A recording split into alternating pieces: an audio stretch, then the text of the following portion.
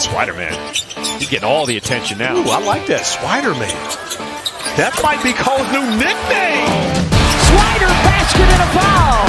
Patty, Casey, Swider, answer back. Swider from deep. Laces the three. Swider and one. Count the bucket. Welcome back to the Swider Show, episode 51, Patty. 51. Really excited to have you guys back on the show. Obviously, we had our episode last Monday with me on it. Patty and Adam did a great job. With a little short. So excited to be back. We had a great guest this week, Jake Marsh, and Jake Marsh, college basketball expert, a part of my take podcast, the biggest sports podcast in the world. So really excited to have him on the podcast. We broke down everything, Patty. We talked about the Syracuse Orange this year. We talked about our national championship picks. We talked about our national player of the year picks. So it was a great episode. Really excited for you guys to hear that. But in the meantime, Patty, I feel like we don't talk that much anymore, man. So it's a good refresher to kind of get back on the show and just catch up every week. Absolutely, yeah. Like you said, Jake was tremendous. He's the man. He's now been dubbed our college basketball expert. So hopefully it comes on throughout the year. Maybe a little tease. You'll be in the office. You'll be in the Chicago Barstool office in a few weeks. If that works out. I know we mentioned that. But, excited for you guys to hear that. Sure, yeah. Like, how the hell are you, man? Pretty tough week for the Heat. As far as the schedule goes, I know you guys are off to a 1-3 start, not ideal, not what you guys were hoping for. But yeah. I feel like a lot of that was, even though it's so early in the season, a couple schedule losses. Yeah, so, it's tough, man. The travel in the NBA is always tough. I think we've talked about this before in the past, like with some of my other travel stories. Like we've gotten in at 3-4 in the morning multiple nights, and you have to go out and perform those next days. So I think it's tough, man. It's tough because we haven't been at full health yet. But Spo is approaching the regular season. I think the one thing that he always says is like, we're going to approach this with intention. We're gonna approach this regular season with intention, and I think once we get healthy, we're gonna get a good run and get these bounce back wins. Yeah, like I said, I feel like the schedule makers were pissed off at you guys because you end up playing Boston. That was a phenomenal game. You play Minnesota the very next night, and then last night you guys played Milwaukee. But do you feel like the Boston and Milwaukee games in particular were there's added? I don't know, with the history of last year, you weren't in the locker room for those playoff series, but do you feel like those are more emotional games, even though you're saying Spotra's every single game is the same?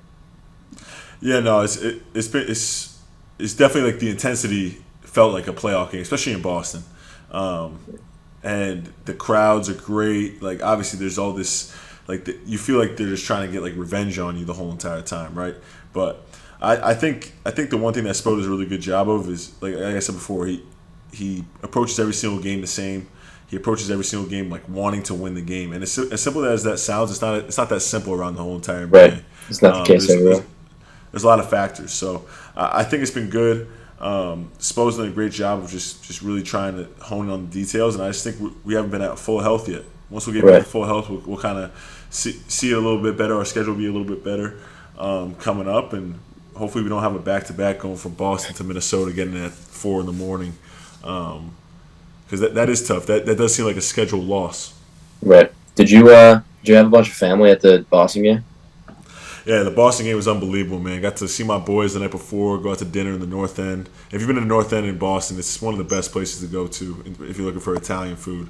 Went out there, and then I had the Heat were so gracious enough to bless my family with a bunch of tickets for the game, so that was obviously great as well. So really, really great to see my family. Wish we could have gotten the win, but I thought it was a great game. I thought a lot of positives came out of that game, and we're just gonna keep on trucking along. Obviously went to Minnesota, lost a tough one in Minnesota, but got to get a couple minutes out there, so that was fun. Let's stay there.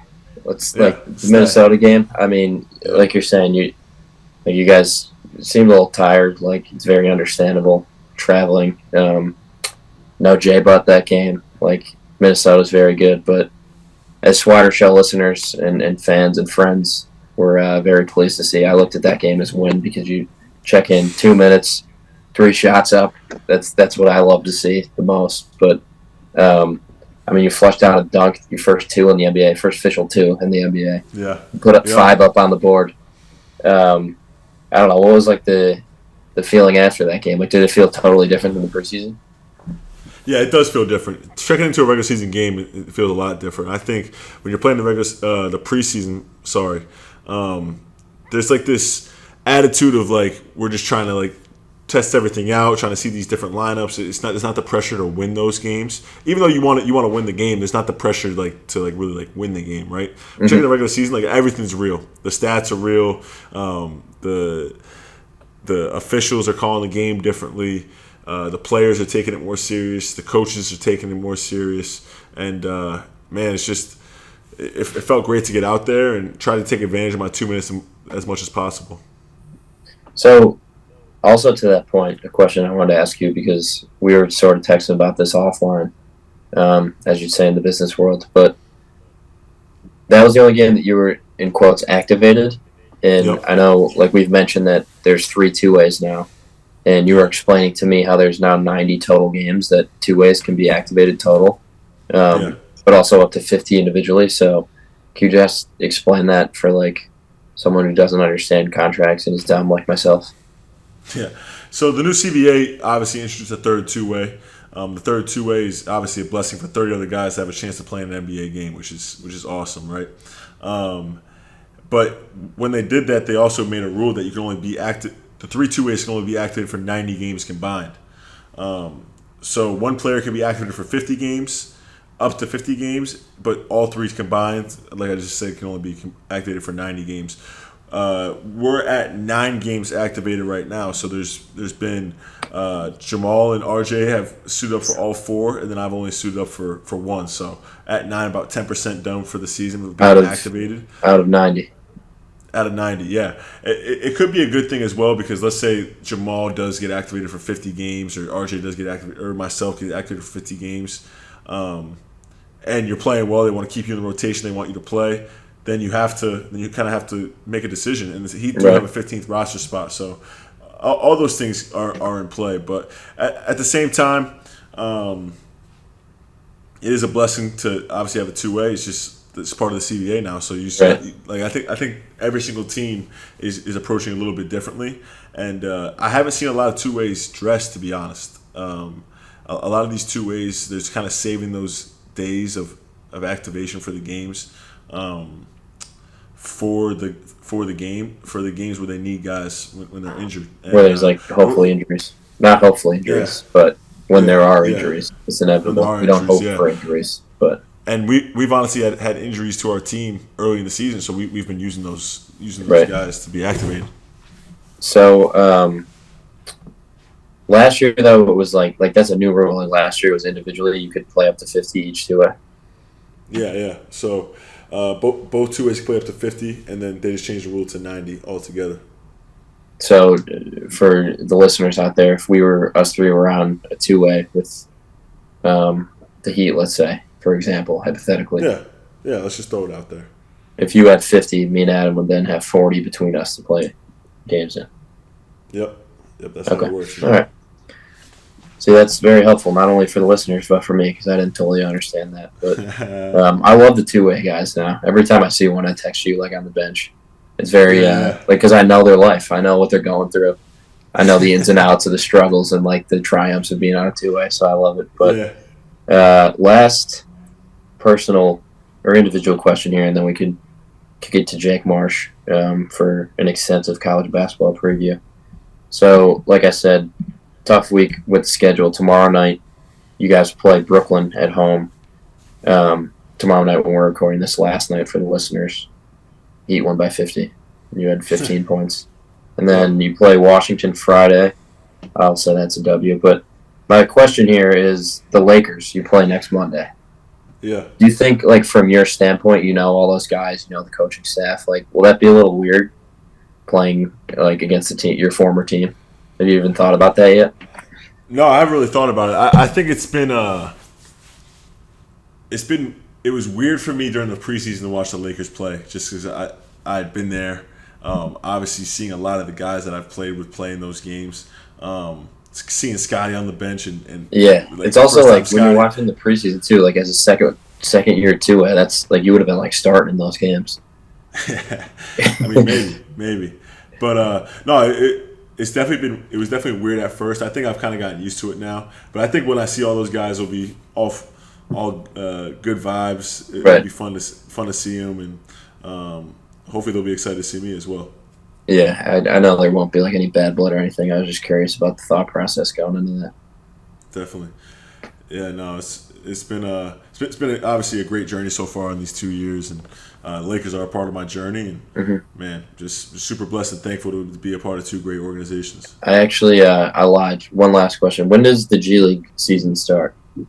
G League season starts November 11th. So that's first games. The first games are Okay. The first games are November 10th. First games are November 10th. Our first game is November 11th. So we'll see. We'll see what they do. Obviously, been blessed to be in Miami this whole entire time. But also at the same time, I'm willing to do whatever it takes to play. I mean, I love to play, and I won't be mad or sad at all going down to Sioux Falls. Absolutely. All right. Well, I think if we have nothing else, we got about 45, 50 minutes with Jake Marsh. Like we said, great preview. This is a national preview. Little teaser. We'll have a Q's guest next week that has been on the show before, and it's still my favorite episode we've done to date. But that's not to say last year Jake Marsh wasn't awesome. This year wasn't awesome. Answer all your college basketball questions. Touch on some Barstool stuff. Make some predictions. But very fun. I will talk to you guys next week. So I don't know if you want to sign off here yourself. Thursday. Yeah. Super excited for the week coming up. Obviously, hopefully we get some wins, get in the win column here, and another great week, another great episode, and let's kick it over to Jake. Welcome back to the Swider Show, everyone. We have a very special guest, a repeat guest actually, an Orange man himself, Jake Marsh. Man, welcome back to the Swider Show. We're happy to have you back, man. Thank you guys for having me. This is a very exciting time of year. We've got NBA in full swing, college basketball starting in just a few days here, so it's awesome. Jake, what would you consider yourself an expert in? Obviously, you guys talk about all these different types of sports. You have to be on your toes, ready for obviously NFL, NBA, all the major pro sports. But like, do you consider yourself a college basketball guy? Like, is that like your expertise? Yeah, I'd say if it was a sports trivia game and there was one category I had to pick for myself, it would be college basketball. More specifically, college logos. I know every single D1 logo in the books. That was your thing on the dozen, wasn't it? Yeah, that was my niche category. Hell I was yeah. perfect, and then Jeff started using secondary logos, and that's where I was screwed. But yeah, I love looking at college logos. Well, that's perfect. It's perfect timing. Thanks again, Jake, for joining us. But I think we're going to have to claim you as our national college basketball expert moving forward because we did the same thing last year. I know we're always Cuse heavy and you're a Cuse guy, but I think you have enough knowledge that we might need to make this like an annual thing, like a college basketball preview with Jake. We'll have you check in throughout the year. So if that's cool with you. I mean, yeah, let's do it. I'm all for it. Hopefully Syracuse is good this year, and we'll talk about our alma maters. Exactly. I guess we'll start there. Like I said, we'll have like a big Cuse preview coming next week, a little teaser for next week's guest. But so you consider yourself someone in the media. You're a college basketball guy. You have me and Swider have very biased takes towards Syracuse. I think we disagree with most of what the public says and most of the expectations. But from you, who's evaluating it still as a Syracuse fan, but you got to put bias aside and be someone who is an expert. What's your expectation this year for Cuse? Obviously, it's such a different time in the program, but what do you think is a realistic year for the Orange? Yeah, definitely. I think overall, the biggest storyline is obviously the passing of the torch, right? First time in all of our lifetimes that Coach Boeheim is not going to be on the bench or in the locker room. But, I mean, you guys would obviously know more than me, but from the outside perspective, Adrian Autry's the nicest guy. Yep. Very easy to root for, and everyone loves him. Obviously, you guys have better insight to that, but I think that's a great first step. Obviously, we'll see about the change from zone to man and see how often that happens. But in terms of personnel, obviously you lose some guys to the portal with Gerard and Jesse Edwards, but you also return Judah Mintz, Benny Williams. You get J.J. Starling from Notre Dame, hometown kid. Right. So I think there's a lot of promise as well. But again, the expectations, I don't know if they're all the way up here to the highest, but I think that might be a good thing, right? Because every year in the Boeheim era, these last few years, yes, they made some tournament runs, but the regular seasons, the ins and outs, maybe didn't go as well as people hoped. So I think now there's really no target on Syracuse's back, right? So I think that actually could take off some pressure and be a good thing for these guys. I know they have a tough schedule. They're playing in Maui, right, which is like the most loaded Maui field ever. It's so unbelievable. It's unbelievable. Yeah, that'll be an early indication on what they've been up to in the offseason. But they're probably going to go into that tournament as one of the underdogs, right? So like, how often is Syracuse going into a big event as a real underdog? And that's what we have here. So I think the identity of this team is different than in years past, which could be a good thing. I agree, man. I think Red did an awesome job this offseason in the transfer portal and even navigating the whole entire NIL space, right? College sports is so different now. You might be able to touch on this a little bit more since you follow the sport. But I know Syracuse hasn't had the easiest time, especially with the departure of Adam Weissman, to get that NIL money, or at least show that they have it, right? So getting Judah Mintz back, getting Naheem McLeod in the transfer portal, getting J.J. Starling, getting Chance Westry in the transfer portal. I thought he did an amazing job this offseason with the cards that he was dealt. Is Weitzman out?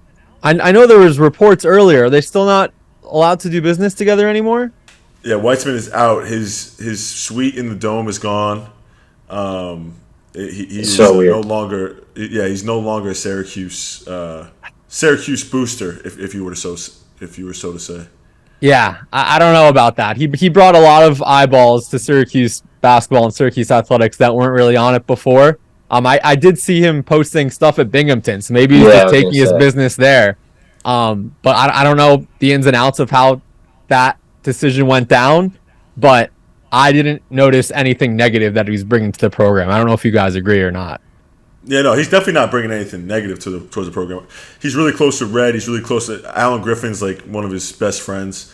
Coach Boeheim is obviously he's boys with Boeheim. Very, very close friend. Even when Patty and I were out at Skinny Atlas, Weissman has a house out there, and he was visiting Coach Boeheim and just saying hello to him. So obviously, I don't think he would do anything ever to hurt the program, but definitely it's not the same as it used to be. Yeah. Yeah. Quick side note: when I was pulling down the driveway, he had like the nicest car I've ever seen in my life, the Rolls Royce. I was trying to pull around it and not ruin the grass, but also not hit his car. It was like the most nerve-wracking moment of my life.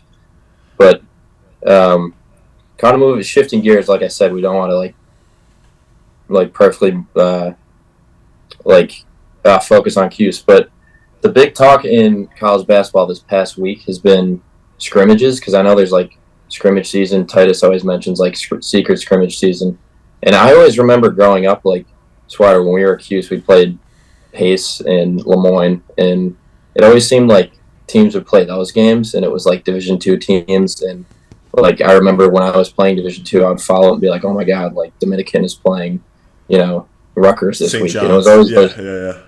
But this year, I feel like it's like big time actual matchups. Like Illinois just beat Kansas. I know like Tennessee went into Michigan State and beat them. UNC played your hometown FAU Owls, and I'm just like wondering what you think the point/benefit of those are from like those schools' perspective, and I guess like just what are you getting out of it if you're playing like a big time game and it's not even really counting on the schedule? Yeah, I think there's a few ways to look at it. First off, the D2 thing, the D2 games, I feel like it's only going to provide negative headlines if you're the D1 school. Like this week, we just saw Louisville lose, and we saw St. John's, I think, lose to Pace. They lost Pace. So I think the chatter is going to be bad there's no upside in my opinion for Right. D1 schools, Well, but quick it's an rebuttal. exhibition. If a walk-on scores, that's always great. Oh, of course. Yeah. Yeah, But other than absolutely. that, I see your point. Yeah. Yeah, like I think Syracuse did lose to Lemoyne in like 2010, Yep. and then they ended up getting the 1 seed, and You're right. they were the Yeah, you're favorites exactly right. Yeah. to win it all. But to your point about the high major games in the exhibition, I think a lot of them are charity exhibitions.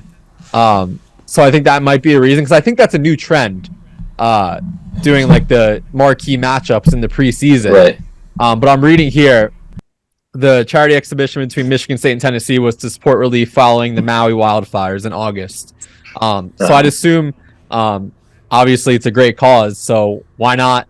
It's a double bonus because it raises money for charity, obviously, and you're getting a lot of eyeballs on college basketball at the end of October. When does that ever happen? Never, right? We're in the thick of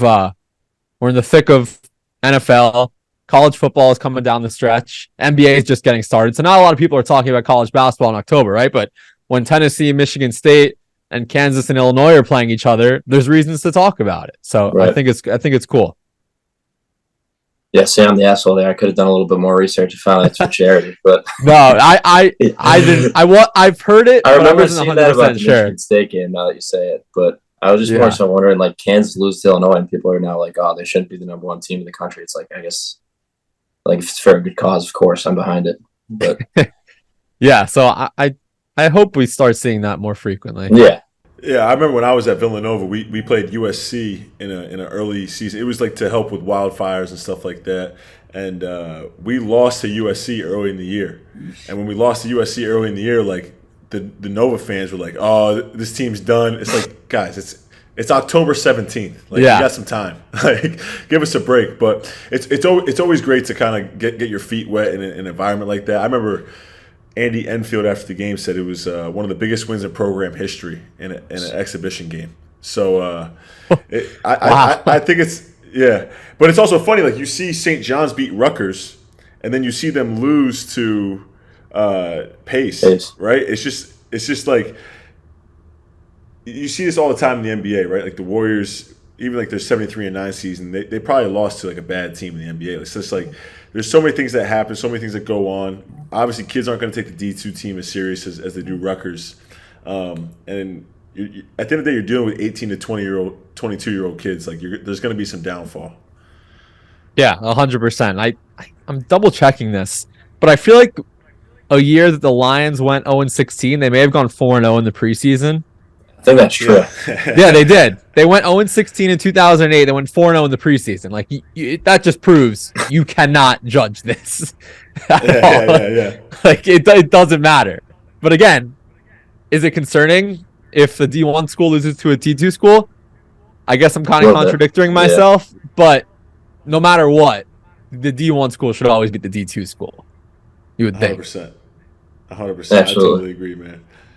But to your point, Yeah, I mean, okay. with our listeners, I'm sure, like, this is the time of year where, like, you're kind of, like, rubbing the crust out of your eyes with college basketball season. It's like, you got playoff baseball, you got the NBA coming back, you got the NFL, you got college football, and then all of a sudden it's like the clock hits November. It's like, oh shit, we got college basketball next week too. So I've noticed on the schedule a couple like giant games, even outside of the Champions Classic. Like, I know Duke plays Zona next week, but what do you kind of have circled next week for maybe our listeners who are trying to figure out, like, on that first 2 days as the 2 biggest game or 2 or 3 biggest games that you're like, all right, I want to check this team out?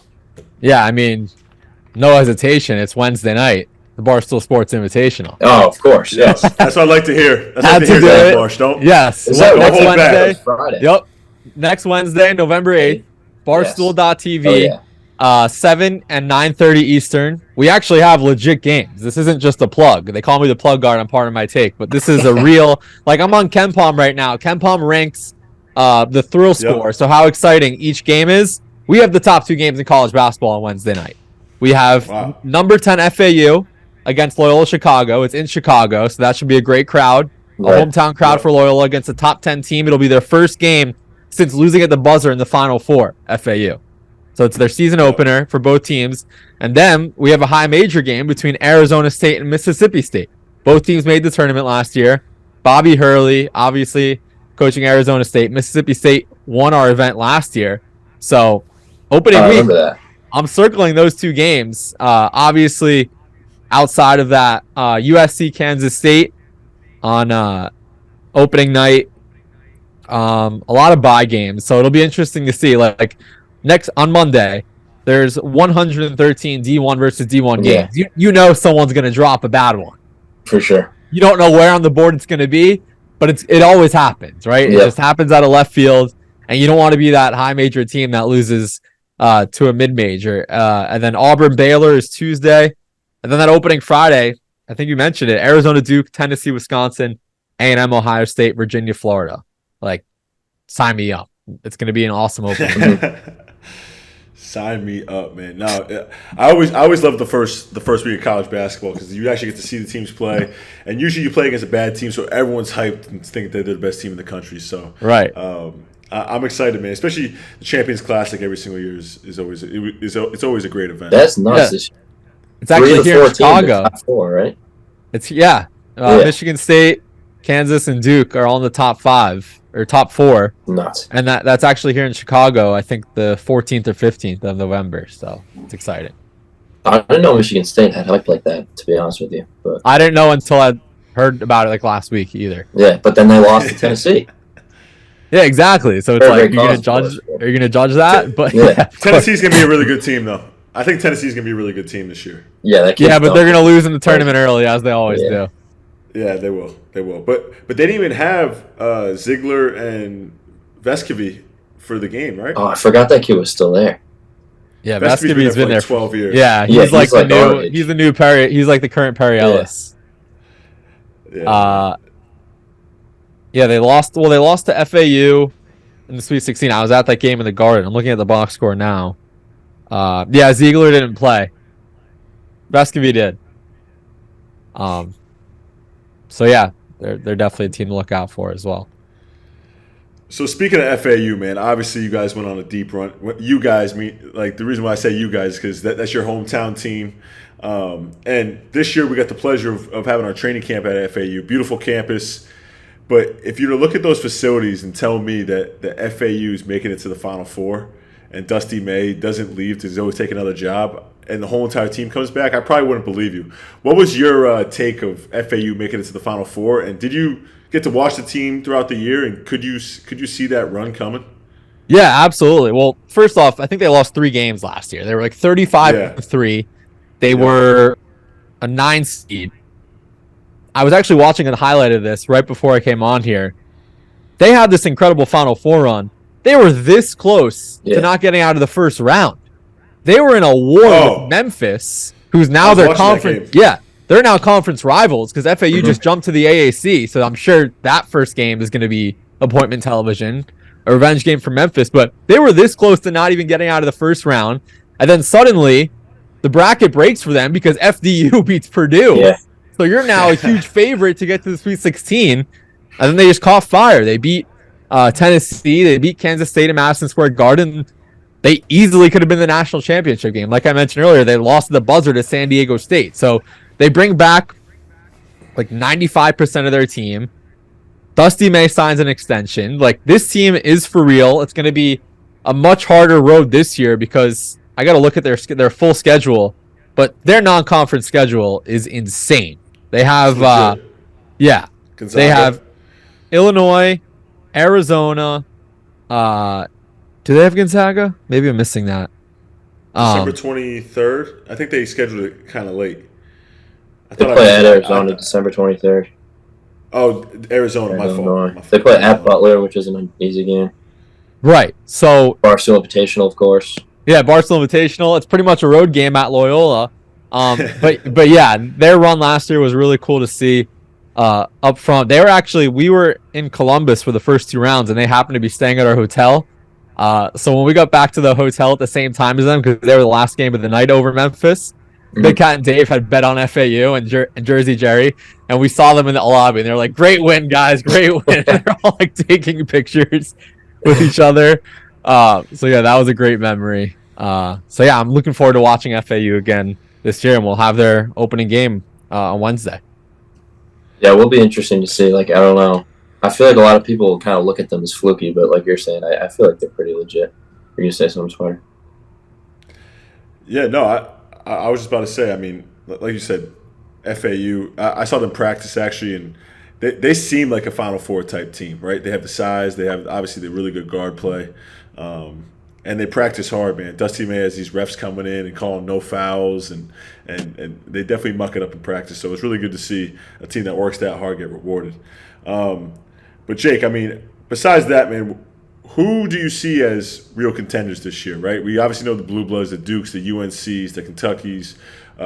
Kansas will obviously be right back up there. We talked about Michigan State earlier being a top 5 team. Obviously, we'd love to throw our Syracuse Orange in there. But who could you see as being real contenders this year? And, I mean, let's be honest. There's probably 4 to 5 teams this year that have kind of separated themselves. But you never know. It's college basketball. It's early. Yeah, definitely. I think, like you said, the Blue Bloods are always going to be in the mix. Kansas getting Hunter Dickinson is the biggest splash in the transfer portal. He's kind of become the villain of college basketball. Every road game, people will get on him about it. Duke returning Filipowski, and obviously next year, getting Cooper Flagg is just huge for the program. It's Duke. They don't need any boost, but just them getting him is humongous. Yeah. But outside of the Blue Bloods, I believe Miami returns those guards. Omir, I believe is Norchad Omir. I believe his name is. Yeah. Wong's got to be gone, right? Wong's gone. Wong is gone. Yeah. Not Nigel Pack and Omir. Yeah. Omir's not a guard. He's 6'7". Yeah. And Wooga Poplar is back. They get Matthew Cleveland, the transfer. They obviously are coming from the Final Four. I like Coach L a lot. He's one of those guys where you can never doubt yourself betting on him, picking him, because he always finds a way. But yeah, they're one of the teams. I'm a little biased, but I love what Eric Musselman does with Arkansas. He always just seems to make the right selections in the transfer portal. So yeah, those are 2 teams outside of like the usuals. UConn could run it back. Who knows? Dan Hurley, right. Awesome. Yeah. So those are some teams that come to mind. We got to throw Marquette in there too. Swider Show, big time Swider Show guest Tyler Kolek. Yeah. First team All-American, preseason first team All-American, man. Absolutely.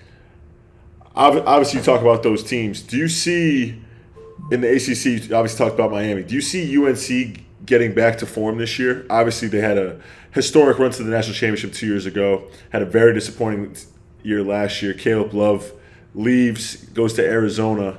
Do you see UNC getting back into form this year? Obviously, they do have the players. They do have a great coach in Hubert Davis. But what is your expectation for the Tar Heels this year?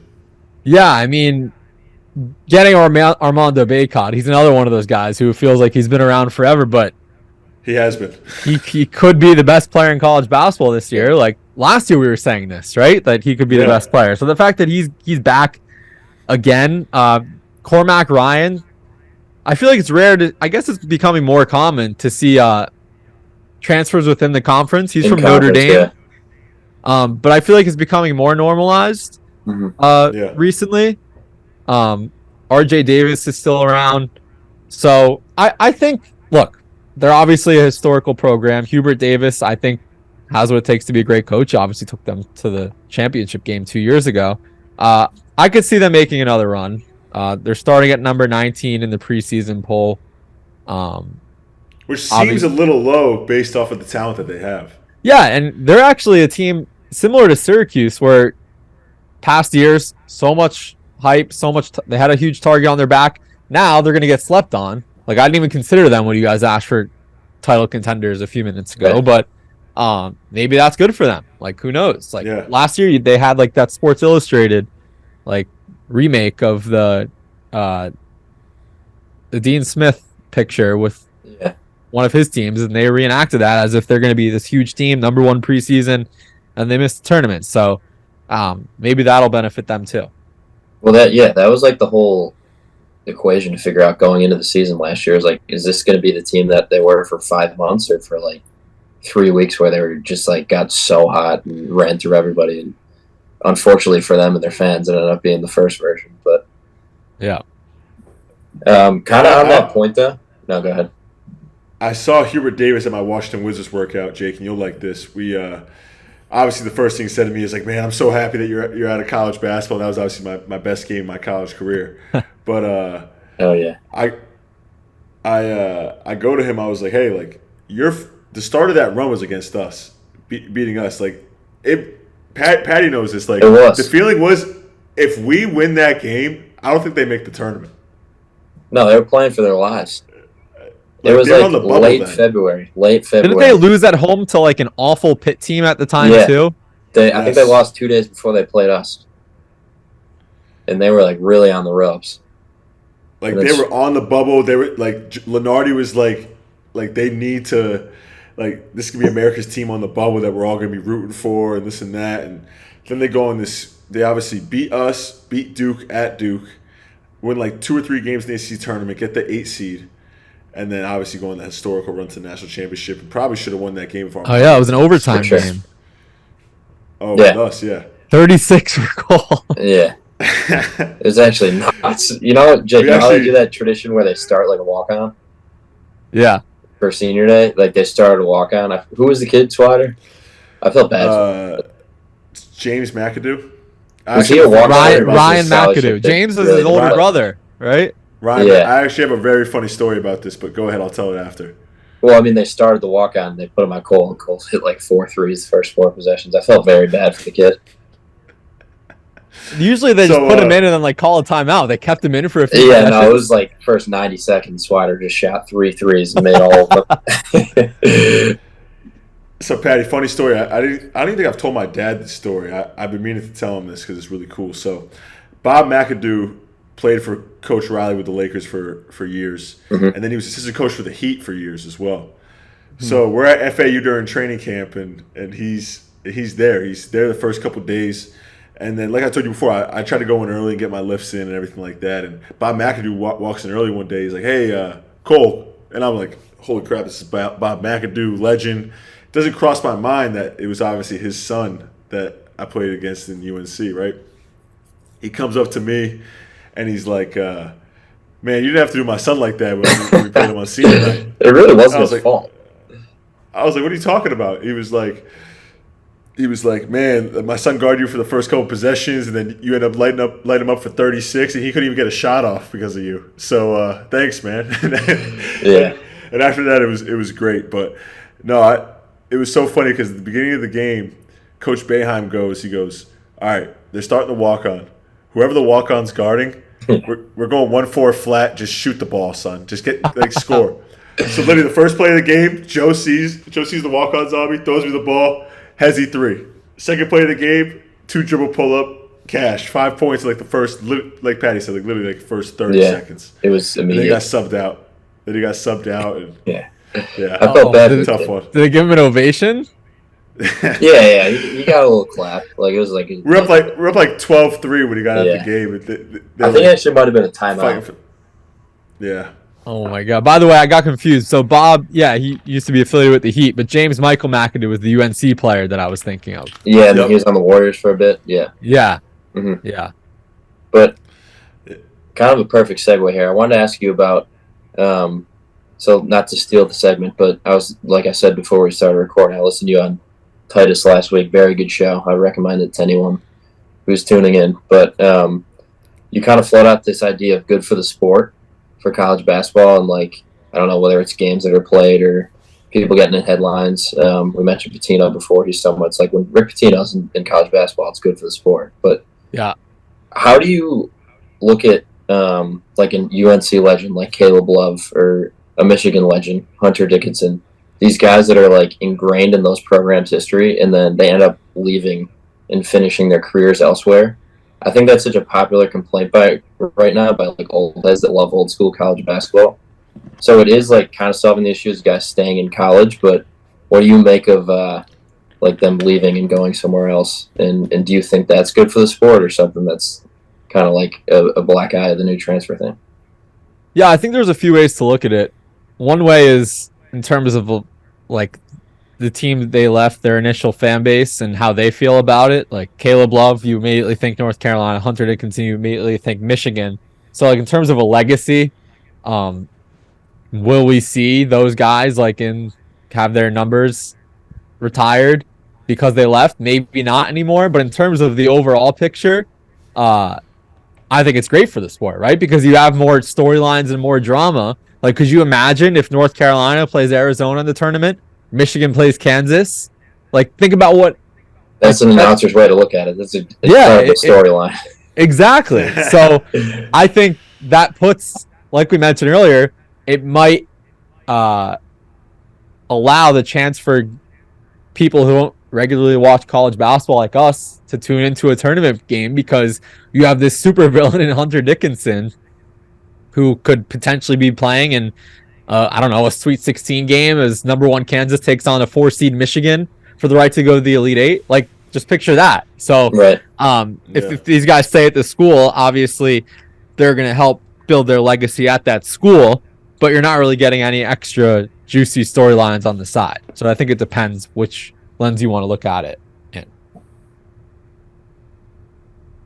Yeah, no, I totally agree because it is like it's two complaints at the same time because you're like, I hate when people leave early, but then if they do stick around and now it's like, I don't know. In both those situations too, I feel like Caleb Love, it was like both sides was like a mutual parting of ways. Right, and I don't know the details of how each happened, but yeah, just looking at it without all of the facts, which I guess is what we do here on podcasts, right? We just rush to judgments. No, it's always hard to tell, right? Towards the end, it just seemed like it just wasn't a good marriage, and it was probably best for both of them to move on. But we've obviously talked about a bunch of players here. I have my National Player of the Year pick, and also a preseason national title prediction. I'm a little biased, obviously, but who would be your National Player of the Year pick? And then while we're at it, we might as well just throw in the national title pick as well. And then we're gonna come back to this in Marsh and see how right or wrong you were. Okay. Yep. Player. I think Zach Edey has a huge chip on his shoulder. He's obviously huge, no pun intended. But at what they're point do coming. we stop giving it to big guys? Yeah, I don't know. You know more than us, Cole, but the difference in height in college basketball is so much more important than in the NBA, right? Because in the NBA, everyone seems like they're big. Everyone's plus size in the NBA, and then obviously the physicality is it takes away. Obviously, there's Victor. Victor's a specimen, but besides that, everyone's around the same size. Yeah. Yeah. So Zach Edey coming off of one of the worst losses in college basketball history, with Fairleigh Dickinson and Purdue. I feel like, and I think everyone else from that team is gone except him. For the most part, everyone else that like regularly played in the lineup. Let me double check that. I think their guards might be back, but they struggled last year. There's some young guards. Some young guards. Yeah. Fletcher Lawyer. Lawyer's back. That's exactly what I'm thinking of. But everyone else in their projected lineup is going to be a sophomore, except Lance Jones, who's a transfer from Southern Illinois. So I think Zach Edey, just their game plan is just going to be give me the ball and get out of the way. Right. So I think he can rack up some stats. Purdue is preseason number 3. So we'll see. Yep. I don't want to double down and say they're going to win it all because saying a Big Ten team's going to win it all is, as we know, never a nice pick. Never a good pick because we're still looking at Michigan State 2000. Last time it happened. Last time a 16 beat a 1 the next year. UVA cut down the nets. That's true. That's true. One way to look at it. Yeah, that is the ultimate redemption story. Right. What if we just say screw it and say Purdue's going to win it all? But we would look so stupid if they're out in the first round. Well, I just don't want to root for Purdue. I'll be honest. You're not a Purdue guy? I just don't know if I'm not a big guy. Yeah, it doesn't seem fun. You guys know there was a take in our group chat last year. We have a group chat of Patty, Jimmy Boeheim, and myself. The group chat's actually called Podcast with a question mark because we always talked about doing a podcast together. But there was a take that if Purdue did not have Zach Edey last year, they wouldn't have been a tournament team. I mean, there's hard no to initial pushback from me. Yeah. Yeah. Yeah, it is hard to. I try to argue it, and then it was during the loss to FDU, and I'm like, no, like Matt Painter's a good coach. They would have found another big guy, this and that, and then you watch the game, you're like, these guys, like, Yeah. I don't know, they just Yeah. missing shots, and Yeah. it's just tough to argue. I hate Alright, so- picking national champions because the last 2 years when I filled out my bracket, I remember this. my champion has been knocked out on day one the last 2 years. 2 years ago, I picked Kentucky to win it all. They lost to St. Peter's. St. Peter's. Last year, I picked I Arizona actually to did win the it same all. thing that year. They lost to Princeton. So, just out of spite, reverse jinx, or not a reverse jinx, just a jinx, I'll say Duke. Damn, Duke's gonna win it hell yeah. all. I love it. Bummer. That's Filipowski's back. Galaxy brain way of thinking. Jeremy Roach. I just got to tip my cap to the Duke Blue Devils. They're gonna win it all, guys. Sorry. I love it. That's the most part of my take type of thing. Well, it's a perfect way of thinking. I learned from the best. Yeah. Yeah. Wait, Swider, who was your pick? For national champions, I'm gonna go with Marquette, the Marquette Golden Eagles. All right. Shout out to my boy Tyler Cole. That's also my National Player of the Year pick. So even though they lost to Michigan in the close scrimmage, I still got them taking it this year. I was gonna pick Creighton, but then Jake, I'd be curious to hear your thoughts. Why are people like kind of underrating the Nemhard departure? I don't know. I mean, didn't he I miss feel like the if they had tournament him, the I year would easily before? pick them as my national title pick. Didn't But he point miss? guard's so important. When did he miss? He missed a significant amount of time somewhere. It was this past year. Was it last year? Yeah. Yeah, and people were like, "Oh, this is such a big deal," but I don't know. They're number 8 preseason, Yeah. so but I think, Patty, to answer your question, I think that everyone wants Trey Alexander to be that guy, and now I would it's just like, rather have a there's no senior reason than for- someone who's Well, like. Trey Alexander's going to be a senior as well. Wait, He's what a is he? A junior. transfer? I don't even know who that kid is. I'll be honest with you. He was he's number 23. He's like a 6'5" combo guard. Did he transfer to Creighton though, or was he there? No, he's been there. Yeah. He's been there. That's my bad. Yeah. they also have another big, and on their end, Ryan Kalkbrenner. He's like amazing Yeah. too. Didn't they make the Elite Eight? Yeah. Yeah, last year they were in the They league. did. Yeah, and then Baylor Shireman, he was 2 years ago. I remember when they landed him in the portal from South Dakota State, who was like almost undefeated. That was like such a big deal, right? When they landed him, and he's back. So I think they're a sneaky team too. I like that 1-2 punch of them and Marquette in the Big East. The Big East, by the way, and I said this on the Titus show. Yeah, it's the best. Storylines galore this year. Yeah. Do you think UConn's being underrated a little bit? What was that? Do you think UConn's being like underrated a little bit? Like, do you think Hurley will have the guys going like, oh, there's 3 teams ranked ahead of us? Like, they don't believe in us anymore, even though they And if just anyone won can the title. hype up their guys and hold a grudge and saying we're being disrespected more than Dan Hurley, I want to see it because that man, Yeah. he knows how to get into his guys. But yeah, you mentioned Cooley and Providence too, Cole. I mean, Georgetown, Providence, that's a day where you clear your schedules. They're not going to be the 2 best teams. It might not be a marquee matchup, but storylines, drama, going to be incredible. It might be the 8th and 9th best team in the Big East going at it, but it's going to be a hell of a game. Who cares? It's going to be the best game that day, no matter what. Oh, 100%. 100%. If Duke and UNC are playing that day, I'd rather watch Cooley's return to the Dunkin' Donuts Center. That might be a hot take. Yeah, I don't know if That I'll is go a very hot take. I don't think it's the same day, but yeah, like we saw that 2 years ago with Chris Beard, who's not even the coach of Texas anymore. But when he went to Texas Tech, that was insane. They had no chance of winning that game just because the students were all fired up. I feel like we're going to see that on steroids when Cooley goes back to Providence. Yeah, it's just going to be a bunch of like shit-faced students in the student section just freaking out at the guy. Yeah. Playing at Providence is a really weird environment. Like, yeah, it's a crazy place to play. I remember before I went to Villanova. I went to the game.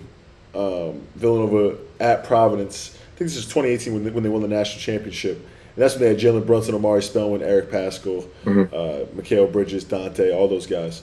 And obviously Villanova was like number 1 in the country. They go there, they lose to Providence at the dunk, and the whole entire time they're saying, "Fuck you, Jay Wright." Fuck you. It's like literally like the president of the school wrote an apology to Jay Wright over because of the way the students acted. If that's how it is for Jay Wright at Providence, can you imagine what this Cooley crowd is going to be like? It's going to be unbelievable. Insane. Nothing we've ever seen.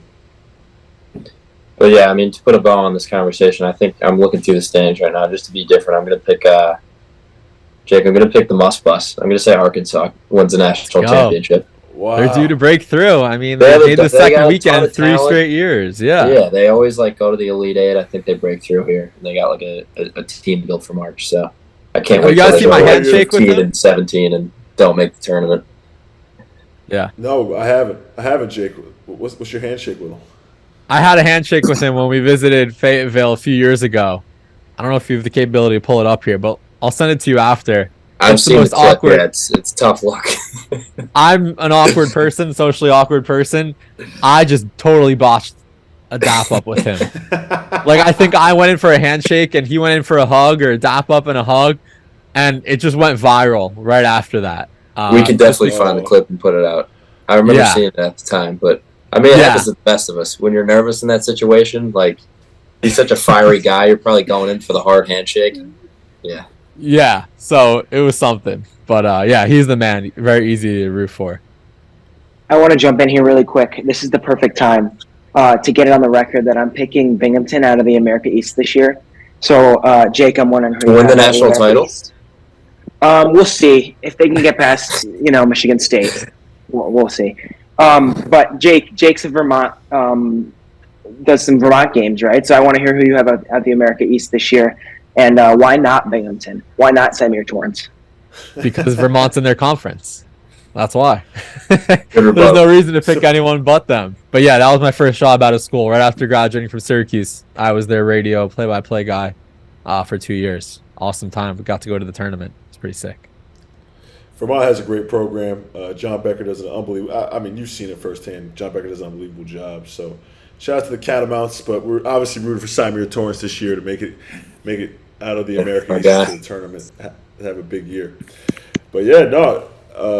Jake, it's been a pleasure having you on. I am going to be coming. Hopefully, I'm going to be coming to Chicago pretty soon, and maybe I could visit the office. I mean, it seems like a sick studio. If you guys are watching the video or the visual on YouTube, you guys will see Jake is in a sick setup in Chicago right now. So hopefully I can stop by. Yeah, absolutely. If you're here in Chicago with the team in a few weeks, would love to have you by. We got a full court, so you can get some shots up. If it's a game day, you can do your pregame shoot around here. You and any of your teammates. Would love to have you guys. That's awesome, man. Patty, any closing remarks to No, thank you so much again. This is awesome. Like I said, throughout the year, maybe when Cuse wins the Maui Invitational, you could come back out and we could break it down. But I don't know if you have anything else to plug. I was going to give you some shine here for the Barstool Invitational, but you already did your job and got out in front of it. But anything else to plug for the listeners, go ahead. But other than that, thank you so much. Yeah, that's all. I'm excited for a great season. Hopefully Syracuse is good. Be watching them every game. And yep. Cole, wait. Actually, sorry to cut you off. One more question. How do you think Coach does in the booth from an announcer yourself? Oh, Boeheim? Yeah.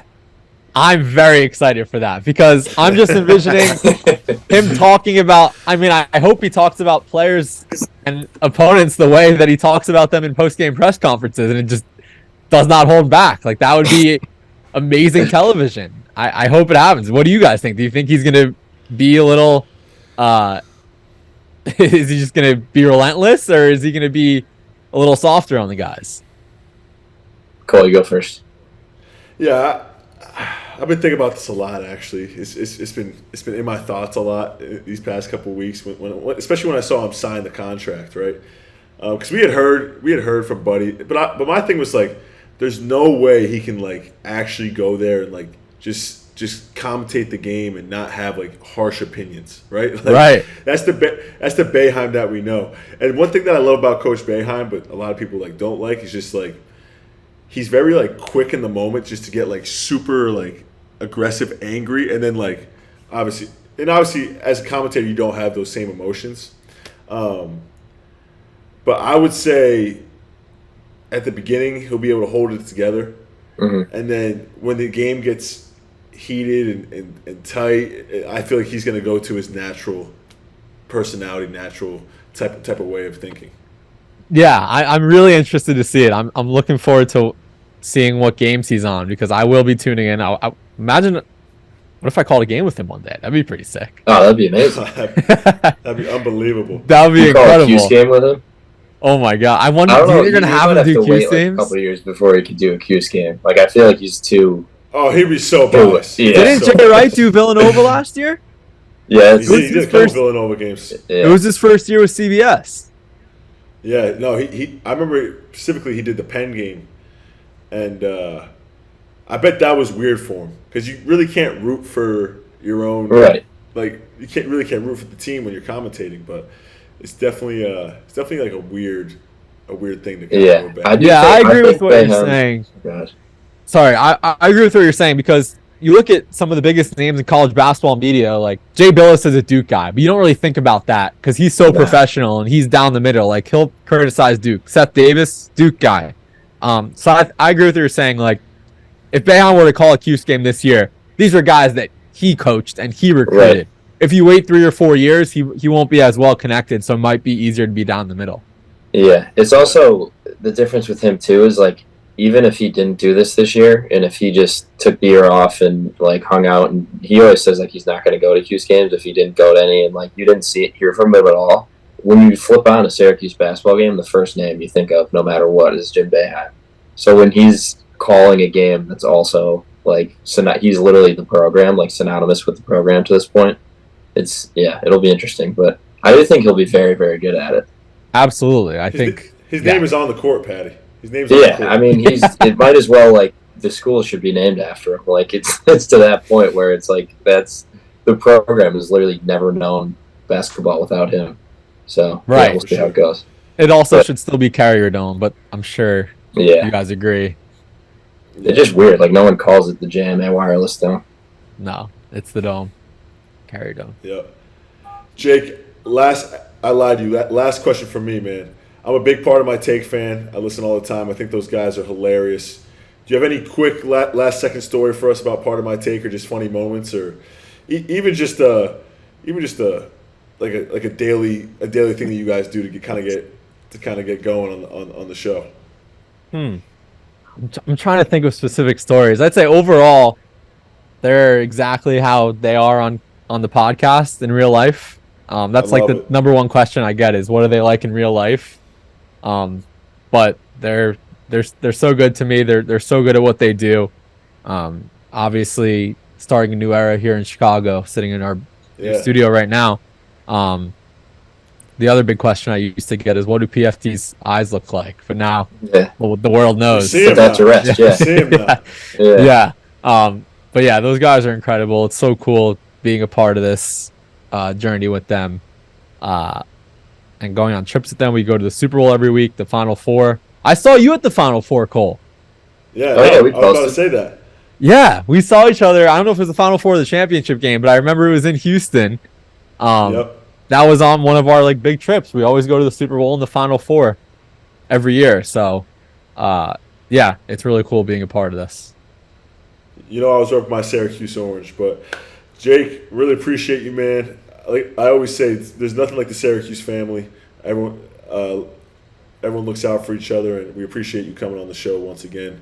Jake Marsh, college basketball expert and Part of My Take, and an upcoming broadcaster as well. So watch out for him this year, as obviously he's taking the role by storm. So thanks again, man. Thank you guys for having me, Cole. Heat culture, baby. Let's go. Yeah, absolutely. Let's do it. Thank you, man. My man. I'm reckless, I'm dumb, according to you, but you don't know shit, huh? You don't know how I move. I'm rolling, I'm smoking the deuce. I ain't telling lies, baby, you know that I'm the truth.